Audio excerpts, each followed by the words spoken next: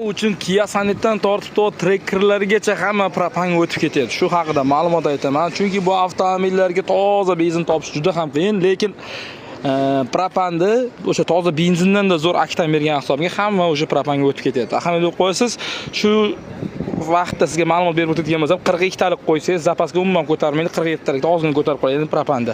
Bunisiga ham propan, Damas'ga metan, bu Cobalt avtomobiliga ham metan uстановка qilib berish jarayonidamiz. Ahamiyat berib qo'yasizlar.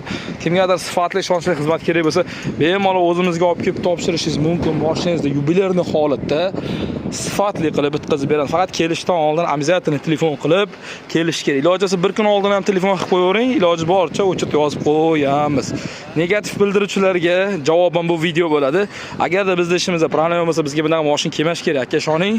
Siz kelavering, sizga kafolat bilan ishingizni bitkazib beramiz. Avvalo birinchi kelgan vaqtingizda bunaqa ta'bir ish yo'q, zapchas ko'rsatiladi. Ish ma'qul keldi ukam deganingizdan keyin ish boshlanadi.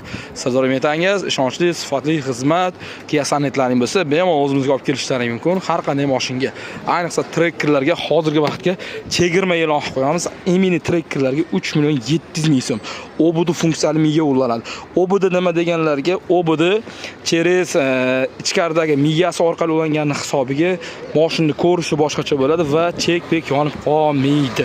Faqatgina to'g'ri uстановка qilsangiz, agarda 1000 OBD dan kuchli bo'lgan miya bo'ladigan bo'lsa-da, endi undan qo'ysangiz ham, masalan, Kunex Plus qo'ysangiz ham, lekin to'g'ri uстановка qilmaydigan bo'lsa, mashina yaxshi ishlamaydi. Sardor metangiz, ishonchli xizmat 24/7.